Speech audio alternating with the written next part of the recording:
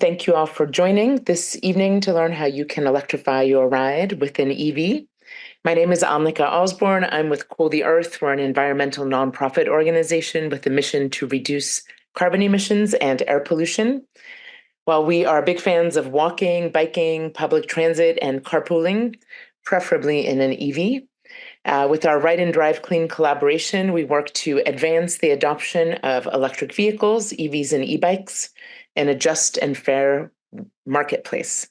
I'd like to thank City of Palo Alto Utilities for sponsoring this webinar and our partners at Cartelligent and Emotion Autos for offering discount campaigns with us this month. Today, we'll be talking a bit about the benefits of driving electric, how you can save money with and on an EV.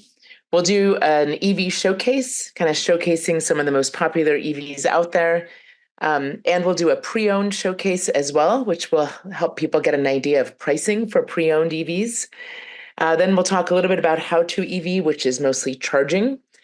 And then we'll talk some more about our organization, Ride and Drive Clean, what we're up to, and we'll have Q&A at the end.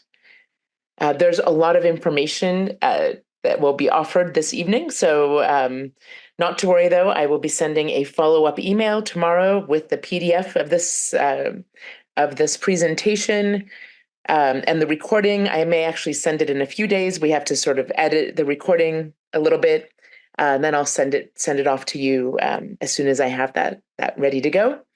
And then feel free to attend multiple webinars. A lot of people come to 3 or 4 webinars before they actually buy an EV. We realize that a journey to an EV is different for everyone, and sometimes it takes a little more time than just getting a regular gas car because it's new technology and all that good stuff. But so feel free to ask questions in the chat during the presentation, or if there's something like kind of urgent that you want to talk, if I'm talking about something that you have a question about on a slide, feel free to unmute or use the reactions and just ask the questions. All right, so there are many benefits to driving electric. In California, our passenger vehicles are the single largest source of GHG emissions, greenhouse gas emissions, representing up to 50% of our individual carbon footprint. So when we switch from a gas car to an EV and plug into clean energy, like we can here in the Bay Area, we are taking impactful climate action by reducing carbon emissions and air pollution, both which disproportionately impact our priority communities. While driving electric is better for the planet, there's no sacrifice when you go electric. EV drivers save time, money, and enjoy an improved driving experience. Many EV drivers save time. With an EV, you can get access to the HOV lane as a single passenger with a special decal, and you'll never have to wait in line at a gas station again. I didn't realize how much I disliked going to the gas station until I got an EV, and now it's really nice to bypass the gas station. Most people can conveniently charge at home or at work, and EVs offer low maintenance and efficiency. While there are 2,000 plus moving parts in a gas car, there are fewer than 20 in an EV. So maintenance for an EV is basically replacing windshield washer fluid and replacing your tires. So not so many maintenance visits, which is really nice. No oil changes, etc. EV drivers have an enhanced driving experience as well. So what I like about driving electric is the excellent acceleration and handling. When I'm getting on the freeway, I can just power up and get on the freeway. Excuse me. And when I'd like to change lanes, I can just kind of power up and glide into where you want to be, which is nice. The quiet and smooth drive is quite excellent for conversations as well as listening to audiobooks. And the high safety ratings, I mean, a lot of people say EVs are like computers on wheels. So they have the latest safety technology, which is really makes you feel good when you're driving, lots of sensors around the cars so that, oftentimes my car is correcting where I'm going, just keeping me, where I need to be. So that's really great. And you can save money on an EV, and we're going to dive right into that. So there are currently three types of incentives that you can use to save 7,500, maybe even 10,000 when you buy certain EVs.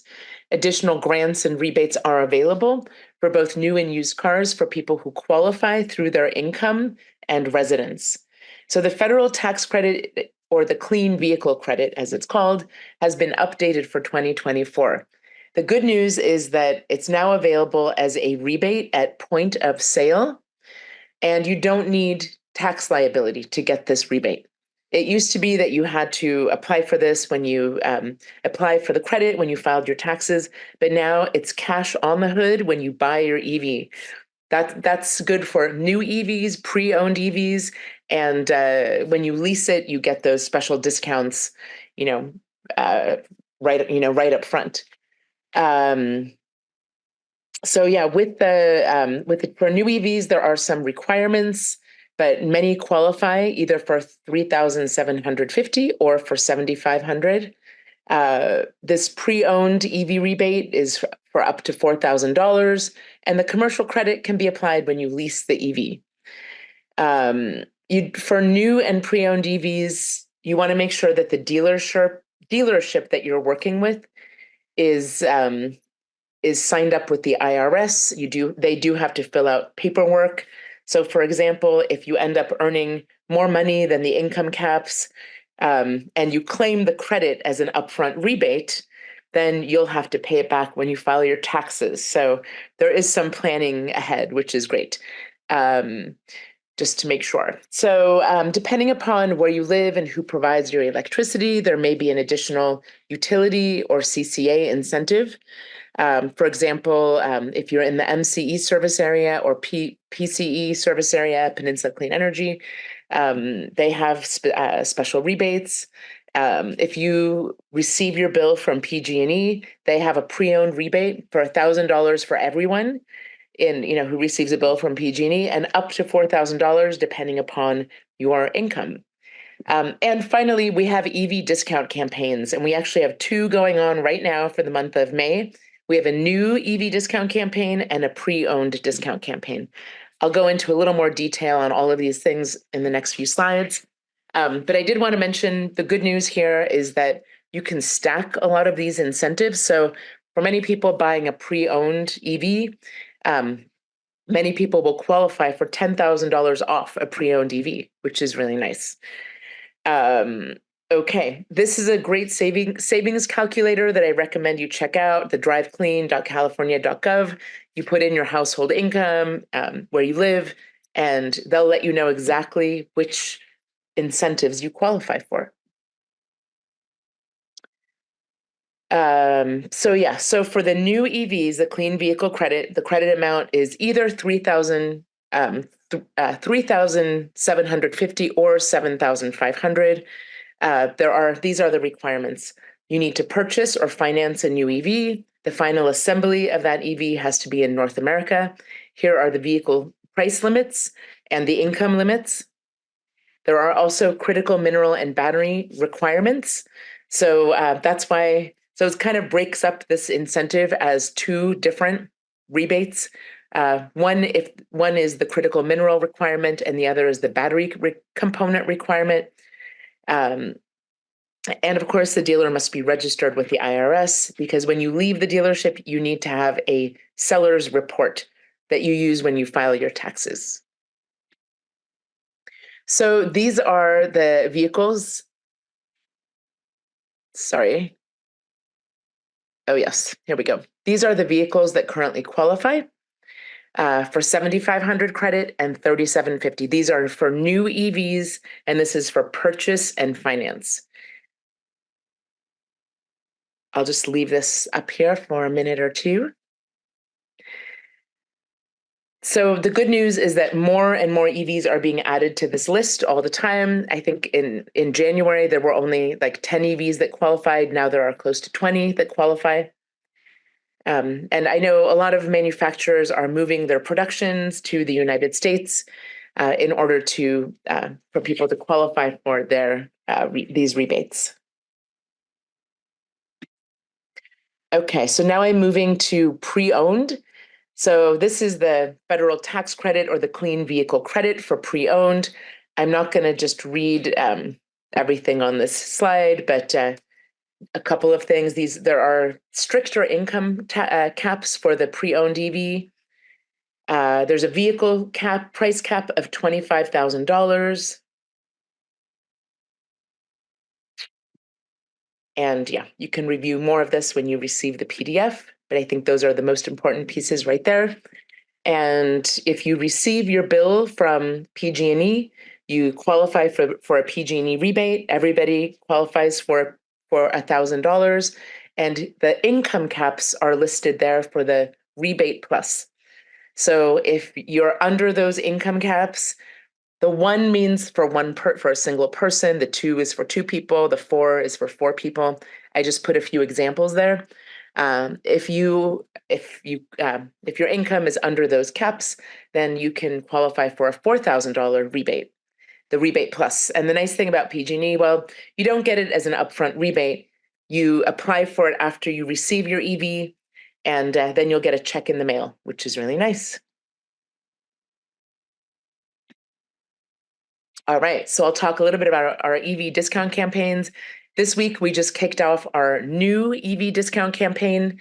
So these are the 4 cars that are on our discount campaign this month through the end of this month. We have been working with Cartelligent for 4 or 5 years. They are able, since they're a car concierge service, a very well-regarded car concierge service, that they've been around for about 25 years, and they work with many different dealerships, so they're able to negotiate special discounts, and you can see the potential savings here on these 4 vehicles. We try to offer a quarterly discount campaign with them, and with different cars each quarter. It sort of depends on which cars are available. So typically when you work with Cartelligent, even though they are a no hassle way to get an EV, because you don't have to do any of the negotiating, they take care of all the hard stuff. They do typically charge a $595 service fee, but if you were to purchase one of these 4 cars, that service fee is waived during the discount campaign.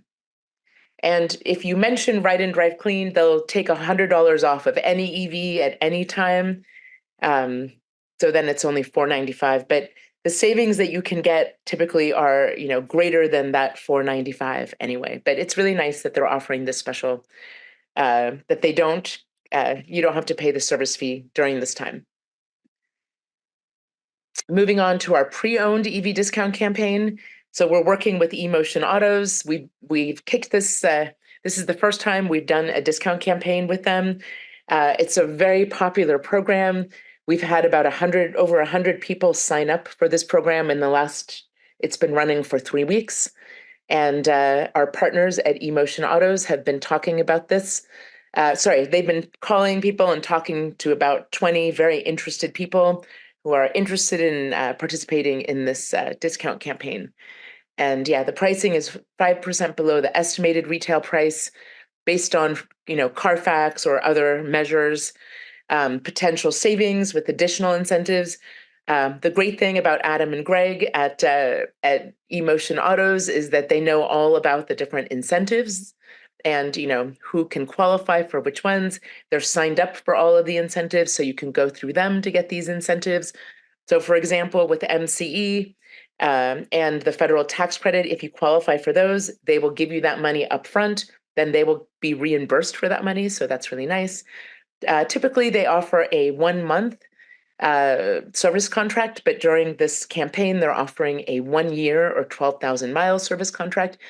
And the great news is that they certify all of these EVs and they are delivered to your door. I will say I participated. I actually bought an EV, a Tesla Model Y, pre-owned through eMotion Autos over the summer. So it was great. They delivered it to my house. It was certified. I knew everything, passed all the tests, and it's been a great, great car. So this is available through May, and hopefully we'll do another discount campaign with them later in the year. For both of these discount campaigns, the place to go is, well, I'm actually going to go off screen here. And so if you go to our website, rideanddriveclean.org, you can go to this first tab up here that says EV discount campaign. Or sorry, it says save money. If you want the pre-owned one, it's the first one, EV discount. Sorry. If you want the discount campaign for new EVs, it's here, EV discount campaign. This is where you can learn a little bit more about this discount campaign that was just launched this week, a little more information about the cars and the different incentives available and how it all works. In order to participate, you do have to sign up on this form and hit submit. If you say yes, a few more boxes are going to pop up, and you can choose one of the EVs here. You don't, if you're not interested in one of these, you can just say I'm interested in another one. If you're unsure, it doesn't really matter. This is just to give them an idea, and you can also add some information here in the comments field. If you're interested in the pre-owned discount campaign, you click here, pre-owned campaign, scroll down, learn a little bit more, and you can click yes, and then you enter this information. You do have to hit submit. That way it ends up in our database, and then our database speaks with their database, and they see the lead coming up on their end, and they will contact you within 48 hours of receiving this. The way it works, they'll reach out with an email and ask if you would like to set up a time to talk on the phone. Okay, moving on. Any questions at all about our discount campaigns before we move on? Or any of the incentives at all? Randy? Yes, can you give me a ballpark figure for the used, pre-owned? Yes, we're gonna do an EV showcase right now. First, we'll do new EVs, and then we'll do some. I have like 4 slides with the different pre-owned EVs, so you can get an idea. Yeah, absolutely. Okay, I'm gonna keep moving through this. Okay, so soon we're going to talk about the EVs, but with so many EVs and plug-in hybrids available, there is an EV for every lifestyle and budget. Most fully electric EVs offer 200 to 300 miles of range. Some go even farther on one charge. That means that you can go from San Francisco to Tahoe with just a 15-minute charging break. In some EVs, you don't have to stop to charge at all. And of course, coming home from Tahoe, you wouldn't need to stop because EVs have something called regenerative braking. So when you go downhill, when you're braking, your battery is actually charging. So you're gaining range as you go downhill, which is really nice. Okay, and before moving on, let's talk a little bit about the batteries because these questions come up. So a lot of people wonder about the batteries. There are issues with batteries in terms of extracting critical minerals and the energy required to produce the batteries. Those issues pale in comparison to the extraction, transportation, and burning of fossil fuels.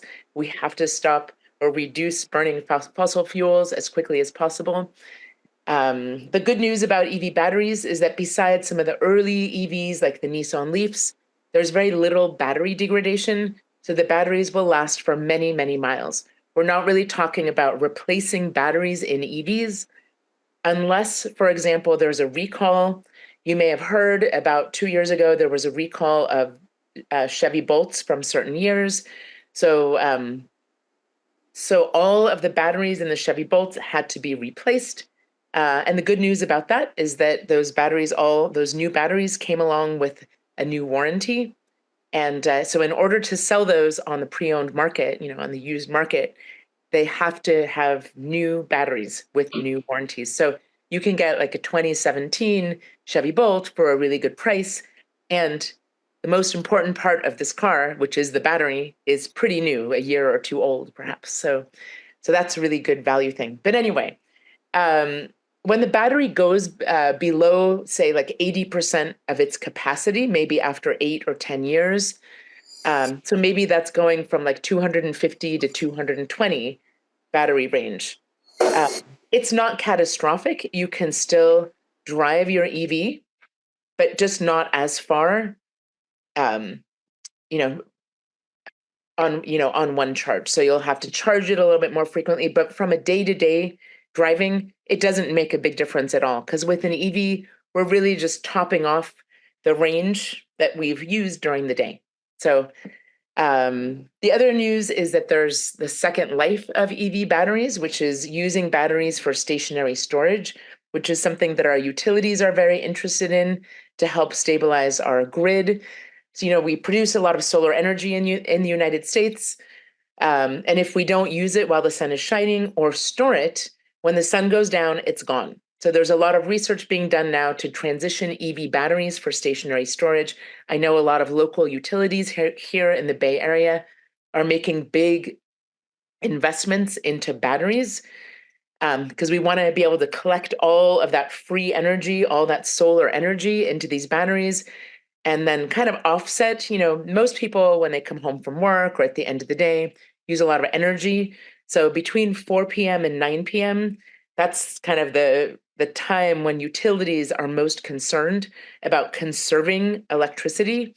So if we can store a lot of energy in these batteries, we have excess energy available for grid stabilization in the evenings. And then after being used to store energy, 95% of the materials can be recycled. Even rare earth minerals like cobalt can be purified and reused. So I want to talk a little bit more about the battery, just an example. So in my household, we have two EVs. We have the Tesla. We used to have a Tesla Model 3 that we used for road trips. Now we have that pre-owned Tesla Model Y that we use for road trips. We choose Tesla because road tripping in a Tesla is super easy. There are tons of supercharging stations. It's fast, easy, and reliable to get a charge. But our second EV we bought a used Volkswagen e-Golf. We bought a 2016 for about $12,000 4 years ago. It's our second car. And I typically use that car most of the time. It only has an 85-mile range, and that's fine for my day-to-day driving. So that's the car that I just hop into and do my errands around town most of the time. So even when your battery gets pretty low on range, even if it's like 150 or so, somebody will want to use that car. It's still a great commuter car, for example. Okay, so here we go. I'm going to talk about some of these EVs, and what I have listed here is the range, the starting MSRP, and the stars here indicate that they qualify for the federal tax credit for purchase. So the Chevy Bolts are very popular cars. They're kind of the best value around. The 2023 Chevy Bolts qualify for the federal tax credit. There are probably still a few of these around. They're taking a break in 2024, and then they're coming back in 2025 with the new Ultium battery. And they're only going to be offering the Bolt EUV, which is a little bit bigger than the Bolt EV. The Nissan Leaf has been around a long time. Yeah, with the Plus model, it's a little bit more expensive, but you do get that extra range, which is nice. Here are some popular EVs that came out in 2021. People love these cars. The Volkswagen is the first of many in a series of EVs that Volkswagen will be coming out with. People love their Mustang Mach-E, and this Audi Q4 e-tron comes in at a great value, about $20,000 less than the regular Audi e-tron. We've talked a little bit about Tesla. We like to focus on the technology. The Model 3 and the Y are the most affordable models, and several trims qualify for the federal tax credit. These are beautiful, safe cars, and the Model Y has an optional third row and seats 7 passengers. So these cars right here on the slide all have bidirectional charging and very fast charging. So I just want to talk a moment about bidirectional charging. So that means that not only can you charge your battery with energy from the grid when you plug it in at home, you can put in an adapter, and if there's a power outage, you can actually power up home appliances with these EVs. So there's no need for a generator when you're at home. You can power up your refrigerator and large appliances for about a week. EV batteries are really big because driving is very energy intensive. So so you can easily power up, these big appliances for about a week. Many of them have lease credits, like $7,500 off if you lease it. Some of them even have purchase credits because they realize they're not manufactured in the United States, so they're not offering those the federal tax credit, and they're making up for that. Okay, I see a question in the chat. I've never bought a car myself. I only drive, yes, and from school, a few errands, but there's a free public charging station right across the street. That's great. Well, we could talk about this later. I'm not sure what your income level is, but you might actually be able to qualify for an additional credit if you have a 2007 or older car. You could possibly qualify for the clean vehicle credit if you retire this car. But we can talk about that a little bit at the end. That's an additional $10,000 to $12,000 off an EV. It's run by the Air District. The Air District wants to retire older cars as quickly as possible. So we can talk about that at all. Yeah, it could be a little bit of a transition to an EV because everything is, it's like new technology, but it is good to note that some EVs, like the Teslas, some people don't like that they have, this tablet in the front. I love it. I barely use it at all. I use voice command all the time. I just push a button and talk to it. Like turn on windshield wipers, turn off the air conditioning. I just talk to it. But some people are overwhelmed by that or intimidated by that. But many other EVs have what you would see in typical gas cars. So the transition isn't quite as, the learning curve isn't quite as steep, I should say. So these cars, really fast charging, like if you're on a road trip, it's about a 20-minute stop, or if you rely on public charging as your main source of energy for your car, if you go to a fast charging station, it would be like a 20-minute charge from like 20 to 80% of your battery, which is really fast. So in 2026, what was I going to say? So if you're interested in 3 rows of seats, here are some EVs that have that. In 2026, Rivian is due to release the R. So far, Rivian has released the R1S, which is this SUV, and an R1T, which is a truck. They're an all-electric company. But in 2026, they're going to be putting out some lower end vehicles, more in the 40 to 60,000 range. Rivian is marketing themselves as an adventure vehicle. So if you love camping and going to national parks, they have been investing a lot in charging stations in national parks and faraway places. So people can go far away and still take their EV and find these charging stations. And there are some electric trucks. These trucks are already out there. I don't know if you've ever seen that Tesla Cybertruck pull up next to you or something. It's quite surprising when you see that. It's like, whoa, I'm in a futuristic movie or something. But yeah, these trucks are basically generators at home and batteries on wheels on the road.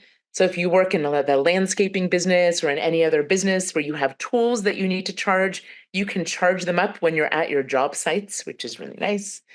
So we're excited about this F-150 Lightning. So many people, the regular Ford F-150 is the most popular car in the United States and has been for 10 years. So we think this Lightning model will be huge.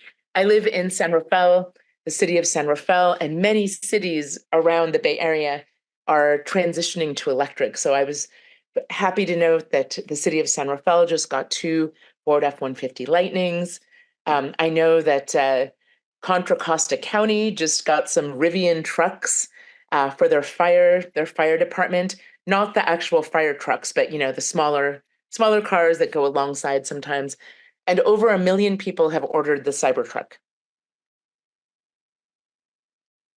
They're a little controversial. People some people love them. Some people are a little ambivalent. Yes, I should say. So here are some EVs coming out this year. It's exciting to see that Honda is coming out with an all-electric car. This is their first all-electric car. People love their Hondas, so if that speaks to you, that's great to know. And Chevy is mixing it up. As I mentioned, they're taking a little break from the Chevy Bolt in 2024, but they're mixing it up with the Blazer and the Equinox, which are pretty familiar cars. So they probably have familiar knobs that you're used to using. But I actually know what you mean, Randy. I'm going to give just a funny example. I did a presentation for the City of Novato staff today, and I needed to move one of their Ford Mustang Mach-E cars. And I had no idea how to even start it or how to roll the windows up. I didn't know, it just takes a little bit of time to figure out each car. And there are great YouTube videos, out there that will help you. If parking is often on your mind, these small EVs are all coming out in 2024. The 2025 Mini Cooper EV comes with significantly more range than the current model. The Fiat 500e was very popular for many years. It is now making a comeback with more range. Very cute. And the Volvo EX30 is due to come out this summer. They say it's small in size and big on safety. So it's nice to know that, if you're not looking for a big SUV, there are lots of smaller EVs coming to market as well. And we're excited about these new Volkswagens. Also, I've been following this Volkswagen ID Buzz microbus for a long time. I mentioned I'm a big camper, and I imagine maybe like driving up and down the California coast in one of these would be really cool. Yeah, these are all coming out this year. Here are so here are some, somebody was asking, what are some of the price ranges for pre-owned EVs? So here they are. I'm not going to read them. I'll let you take a look at these. And Adam, maybe you could talk a little bit about, if you're there, a little bit about why they vary. I mean, and you've put a range on here. Of course, pre-owned EVs are all a little different, but do you want to talk a little bit to that? Can you hear me? Can everyone hear me? Yes. Great. Yeah. So as Annika said, I mean, it's exciting to have a used car program, and they're different than new cars, as you probably can guess. They come in many, many flavors, right? And you can't really say what something's going to cost. The year could be different, the trim could be different, the condition can be different, the miles are different, the way the car was treated was different. So it's not quite as easy to say, oh, that's worth this or that's worth that. Again, we try in our business we don't try. We always give you a car that's functional, that works and that's safe. But we also have a range of cars we can offer that are cosmetically different. Some are cosmetically challenged. People are okay with that. Some are absolutely new. The one we sold Annika, for example, I think was basically a new car, but hopefully not a new car price. So all over the map. The Chevy Bolt is an incredible deal. It used to be $13,000. It's now maybe $15,000 would get you a base level Bolt in okay shape. Maybe a 2017 with a 2022 battery, but that's a great way to get a 200+ mile range vehicle. The Tesla has become an everyman car. With all the ones that are now being sold from Hertz and other locations with the prices dropping, it's just an amazing transformation. You can get those and still meet the IRS 25K limit. A lot of people are buying Teslas now for under 25K. Not always the nicest looking ones, not always the ones with a long range or all-wheel drive, but if you want a everyman car, a Tesla, that obviously has an incredible reputation and infrastructure, you can get those and still not spend a lot of money. The Leaf is a kind of interesting example. It is cheap. Has some issues now with recalls, et cetera. And the Plus actually does have a pretty good range. But again, if you want an inexpensive car and a reliable car, despite the recall, that's a great choice. These are three of the best choices for low-priced, longest range used EVs. You can go one level up. This shows you a little bit more what people are aspiring for. The EV6, spectacular car. If you want a more traditional car that doesn't have quite the same uniqueness of a Tesla, you can get a Kia or an Ioniq EV6, big range, bidirectional charging, and you can get used EV6s quite a reasonable price. Not really under the cap, IRS cap, but still low 30s, et cetera. Tesla Model Y, again, same thing. Really can't get under the cap unless you take a car that's really basically beaten up. But for a low price, you can get a very nice looking Model Y. I haven't dealt with Mach-E so much, but I think it's the same thing, that you won't get the below 25K, but you can get a really nice car at a reasonable price and don't have to deal with the depreciation. I should also mention plug-in hybrids because we didn't talk much about those, but plug-in hybrids didn't used to be favored. they are now incredibly popular. They are getting more expensive than EVs, even in many contexts. So I think they're a great choice for people who have one car, let's say, and don't have good access to charging. Again, I'm 100% in electric, but there are some people that just doesn't quite make sense yet in where they live or how they drive. So you can get these plug-in hybrids that go maybe 25, as much as 50 miles on electricity, and then more or less unlimited with gas infrastructure on gas. I personally own a 2018 Kia Niro plug-in, so I guess I know it of I speak. Very good deals despite the prices going up on the Kia Niro. Great prices there, under the cap if you want to get the incentives. Prius Prime, spectacular reputation, spectacular reliability. Still possible to get it for under 25K. Some of the older models with maybe a few more miles. And then the Clarity, again, spectacular reputation, 50-mile range, getting uncommon, frankly, and I'm not making them anymore. But again, a great choice if you like a traditional sedan. There are many good choices in the plug-in space, but not quite as many as the battery space right now. I'll just note that I have several friends who have a Honda Clarity, and one woman who I know has never gone to the gas station. After 2 years, she was wondering, like, there's all this gas in my car. Do I need to do something? So she went to the Honda dealership. They're like, yes, you need to empty the gas, and then and then refill it. Right, yeah. But she was happy. She's a big environmentalist. She's like, at least I didn't have to combust it. No, that's one of my best friends, also same thing. He basically can't remember the last time he went to a gas station because with 50 miles, that's a pretty good range. So you're going to do very well with that kind of car. Absolutely. Here's again, you want to go a little bit further up. I'll say the one in the middle, the RAV4 Prime, is the aspirational vehicle for many, many people. It is hard to get. It is expensive, comparatively speaking, in the market we're in, but they are available. Ford, I haven't done much with Fords, but those are also available. And then there are the more exotic ones, the Volvos, et cetera, that you can get. So there are other kinds of plug-in hybrids, just not quite as common, maybe not as easy to get, maybe more expensive. Great. Oh, yes, and trucks and vans. So we haven't done a lot of those, but we are getting more interest in them. And you mentioned the F-150 Lightning. They are available used, much cheaper than new. And those are available. Rivians are available used. Again, not cheap, but cheaper. And then if you really have to have a minivan, there's one that's a true minivan, the Chrysler Pacifica. I don't recommend it necessarily. Not a very good reputation for reliability, but I don't think it really is a true minivan. Maybe you should get a Model Y with 7 seats instead. But this is the only true minivan that I'm aware of currently in the used. This is a plug-in hybrid market. Yeah, I know these are very popular, the Chrysler Pacifica, because minivans are so handy. When I had young kids, I had a minivan for about 5 years. Nothing better than pulling up to some place and pushing a button, and then your kids can just jump out. Right. So very, very handy. You can store a lot of things, but yeah, it's a beautiful car. I've seen it at the dealership. Some people love it. So yeah, okay.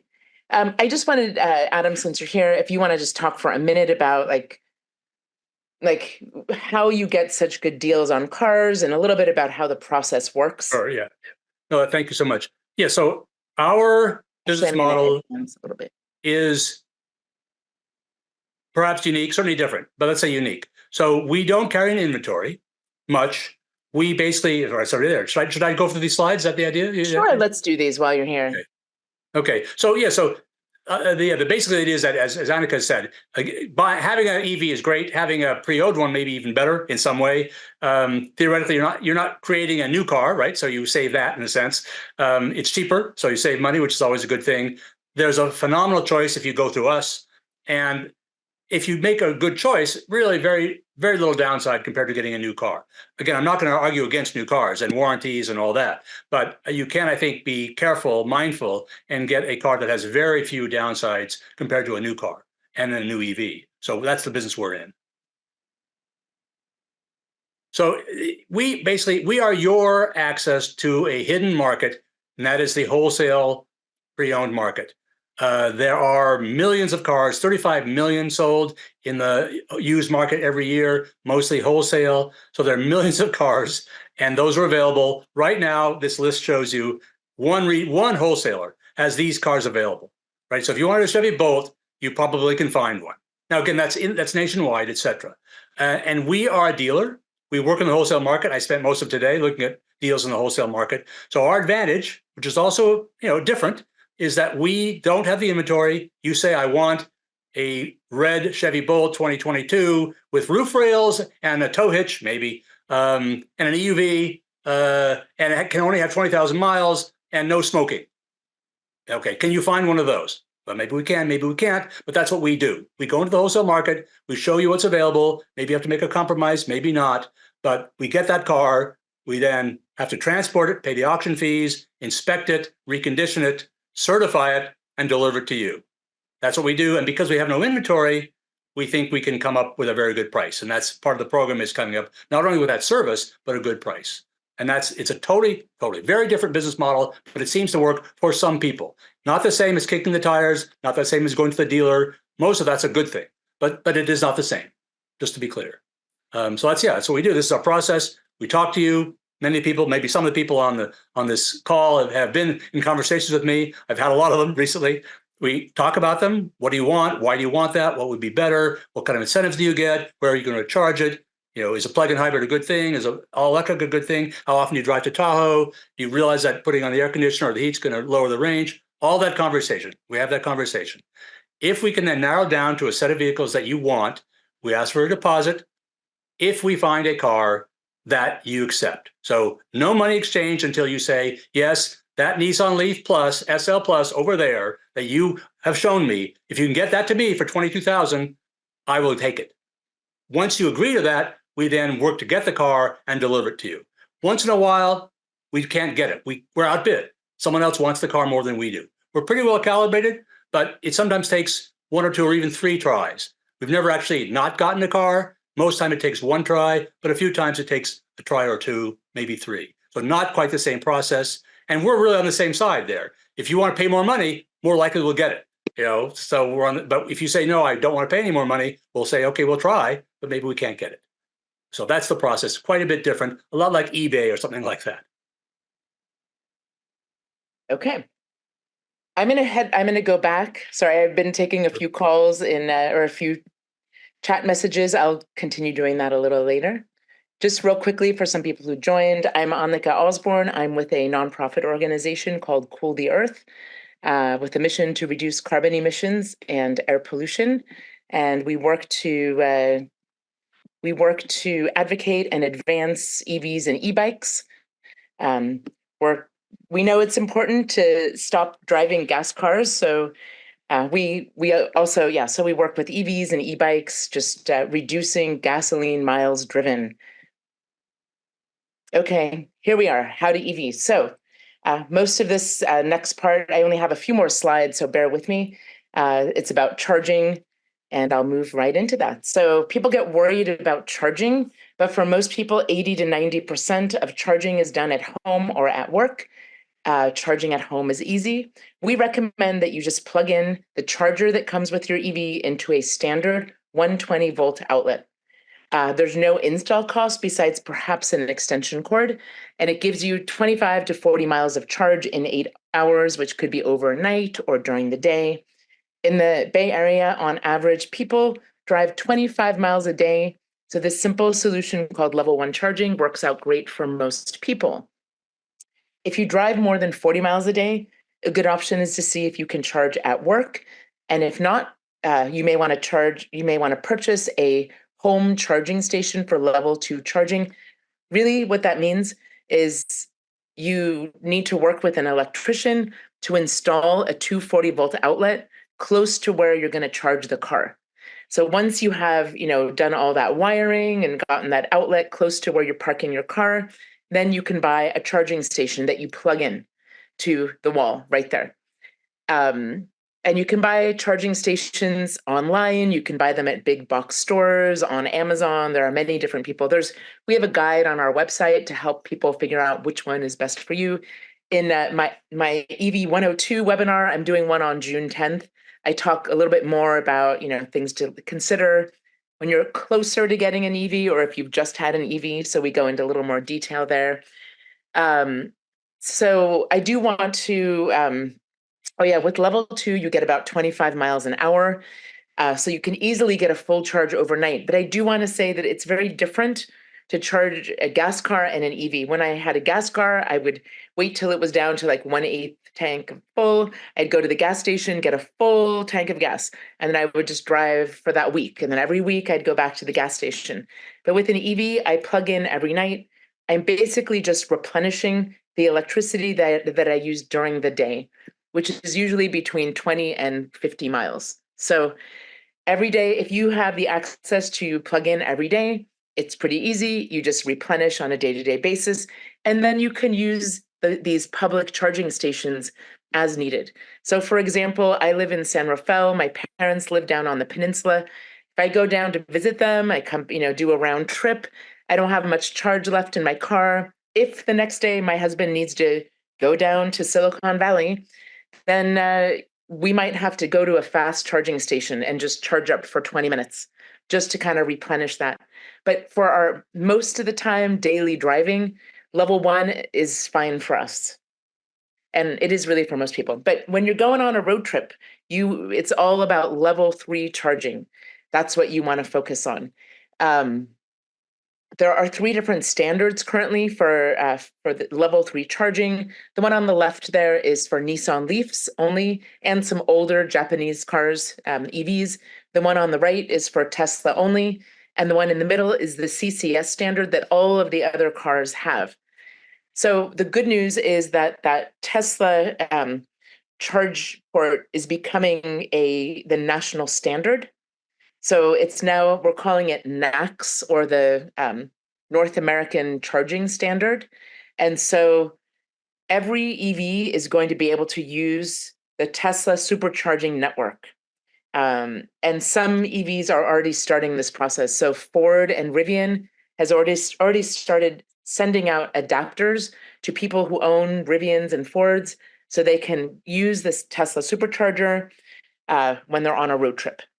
It's really just really great for a road trip, or if you rely on public charging as your main means of powering up your EV. The reason we think this is great is that there have been reliability issues with the CCS, with the other EV charging fast chargers, and the Tesla supercharging network has a 99% reliability rate, which is great, while the others have about 75%. So we're really happy. 2024 is a transition year where people get these adapters that they can use so that there's plentiful access to charging when you're on a road trip. And in 2025, the models are going to start having that NACS port. I don't want to call it a Tesla port all the time. It is the same port that Tesla uses, but it's now called a NACS port. So you'll have such a great variety of charging stations to choose from. Okay, so once you start driving electric, it's ideal to charge your EV from rooftop solar. There is a federal tax credit available this year and for the next 8 years for 30% of the cost of installing solar and a battery. It's a great feeling to charge your car from the electricity that you generate from your own roof. And for more resilience, you might want to consider a battery for storage. If you're not ready for solar, the City of Palo Alto Utilities electricity is already carbon neutral, and CPAU has some of the most affordable electricity around. To make the most of renewables, they recommend that you charge your EV during peak solar hours. That's like 10 a.m. to 2 p.m. And if that's not available, after midnight. The City of Palo Alto will be moving to a time of use rate plan in the future, but currently the cost of charging is the same whenever you charge. Other utilities and CCAs have clean options as well. Some offer a special reduced EV or time of use charging rate, so you pay less for electricity during certain times of the day. If that's the case, like if you're an MCE customer or from really anyone who receives a bill from PG&E, those time of use times are between midnight and 3 p.m. So most of the time you're getting a reduced rate for charging your EV. And, most utilities are really trying to encourage people to not use a lot of electricity between 4 and 9 p.m. That's when most electricity, when there's the greatest demand for electricity. And to keep the grid stable, utilities are recommending that you charge during the day when we have plentiful solar energy, when that's available, otherwise at night. So a little bit about charging on a road trip. So taking a road trip is getting easier all the time. There are thousands of public charging sites that provide fast charging, and using apps like PlugShare and a better route planner, you can map out your trip in advance or find chargers along the way.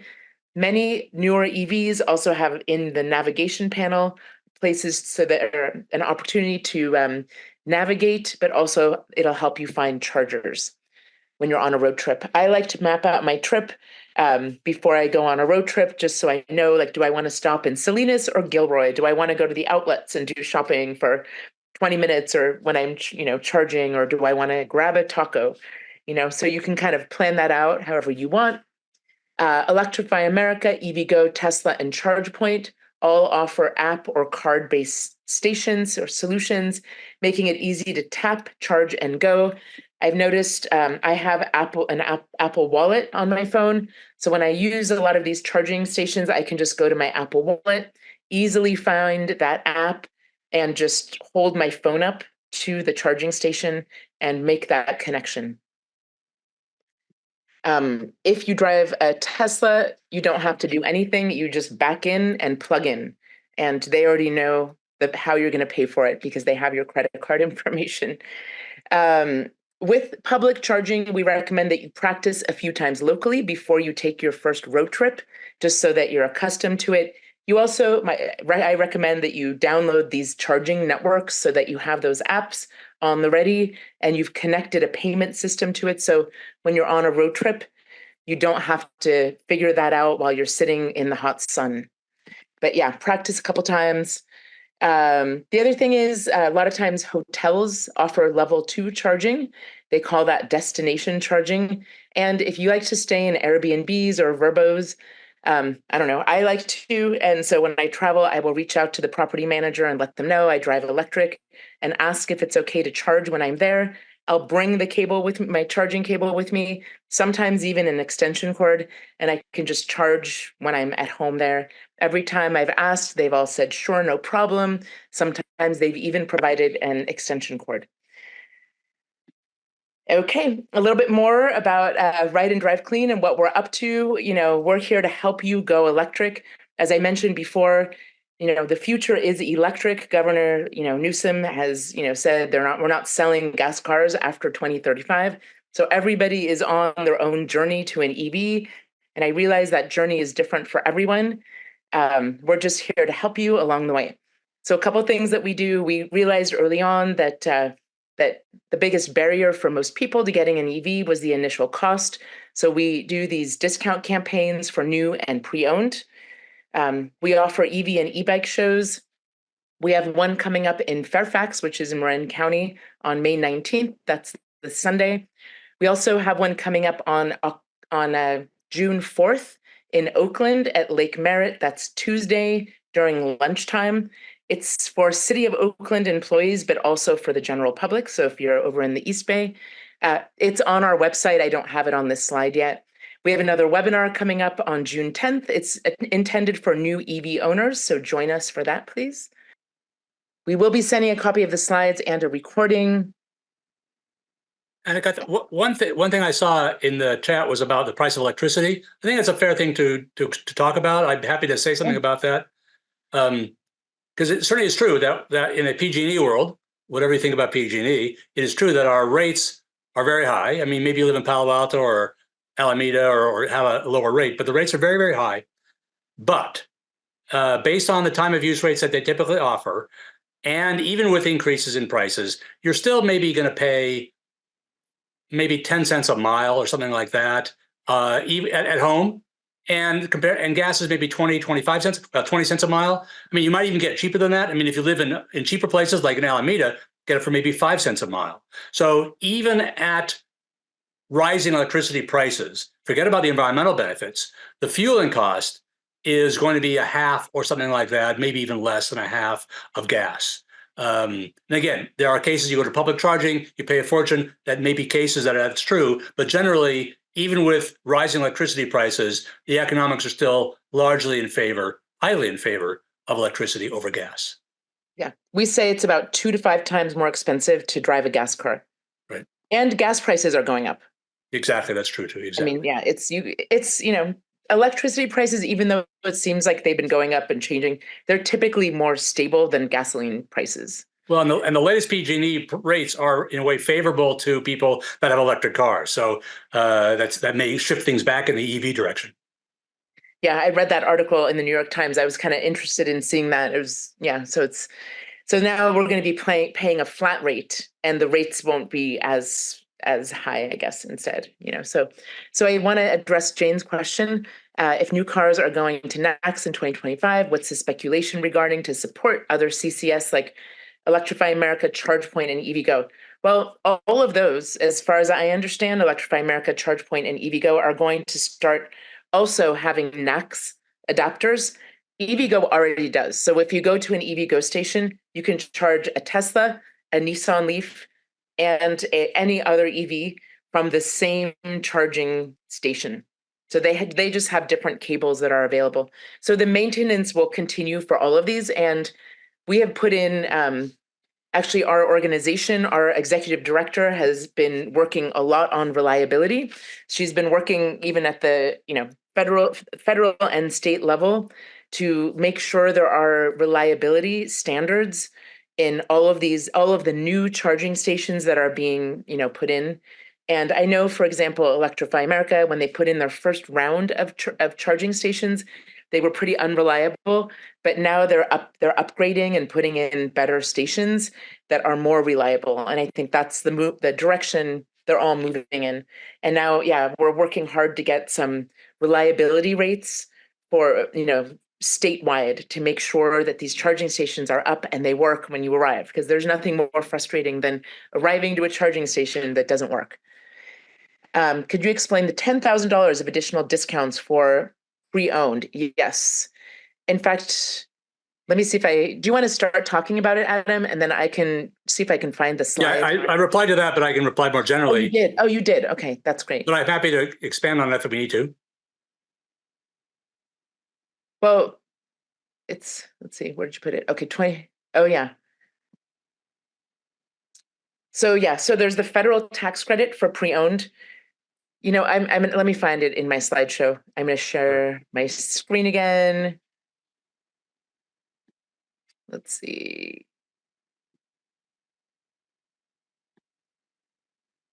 Go back to slideshow mode. Yeah, I think it's easier to just kind of go through them because I know it's a lot of information all at once, and you will be receiving these slides, but it's just good to kind of review them again, probably. So there's the federal tax credit for pre-owned. So this is for up to $4,000. These are the income caps, so that's important to note.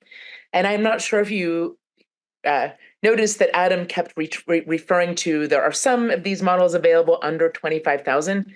That is in case you qualify for this federal tax credit for pre-owned.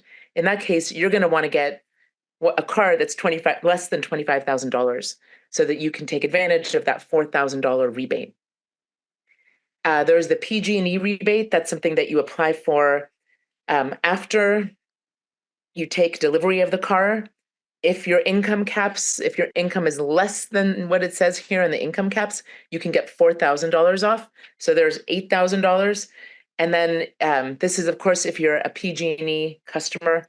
And if you happen to be an MCE or PCE customer, they have rebates of $2,000 that are available upfront as an upfront rebate. So Annika, can I mention about when you said PG&E customer? I think you probably know this, but you don't have to be on the bill.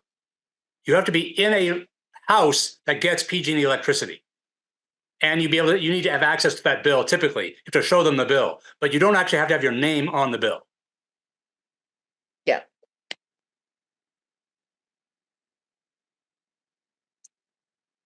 Okay, so prefer an environmental pseudo Uber. Thanks.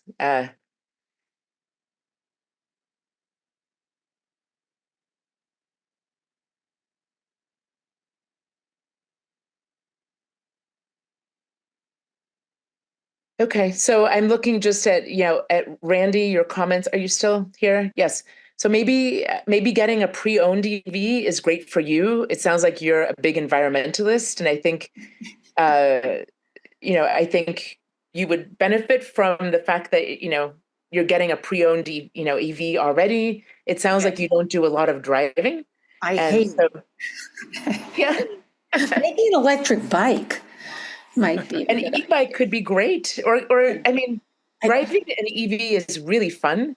It's very easy and it's really fun. You just sort of, it's really peppy and fun experience. I love driving my Volkswagen e-Golf. So you could get a very affordable EV. Maybe it doesn't have such a long range, but it doesn't sound like you drive so far. I don't need a long range, thank you. When I want to go far, I get on a plane. Yeah, I get it. So, I mean, I think you would be an ideal candidate for Emotion Autos and get a car that doesn't, just for your driving around town. Yeah. So, Walter, I hope you understand the $25,000 limit. That's to qualify for yeah, okay. You already addressed that. Uh, uh, is it worth using fast charger if EV like a Bolt has a slow fast charge? Yes. I mean, if you're on a road trip, for sure. Even though it's a slower fast charge on the Chevy Bolt, it's still about 45 minutes or so to get a full charge or to go from like 20 to 80%. So maybe you just plan your trip um, using, you stop and have a meal, have a sit down meal or something, or that's fine. I mean, it's still a fast charge. I mean, if you do level 2 charging, it might take you, 4 hours to get 100 miles. So you don't want to do that. So you definitely want to, if you're using it for road trips or as your main source of charging, um, you know, public fast chargers, then I would suggest, definitely you want to use the fast charge. Makes me concerned about getting another used EV with CCS. Is it better to wait? Oh, I see what you mean. So maybe you want to get a car that already has the port. Well, all of the CCS cars are going to be providing adapters so that you can use the Tesla supercharging network. Get Adam again. The CCS, I think, will be around for quite a while, and it is compatible with Tesla NACS. The CHAdeMO standard is not, and that's the Nissan Leaf. So you do have to worry about getting a Nissan Leaf with CHAdeMO if you want to take road trips. But the CCS, I think, will be around and compatible for quite a while. I think so too. Yes, so City of Palo Alto Utilities does not currently have a rebate, but I know they're considering it. They're talking about it. So you can stay tuned for that. Yeah, unfortunately right now, but well, maybe one coming in the next year or so, I would think. So are there any other questions? I know I've taken your time. It's been longer than 1 hour. It's 6:09. I think this is very useful. Thanks. Oh, good. I'm so happy. Feel free to come back for another. I know I only have one planned currently, but I'll be adding some more for June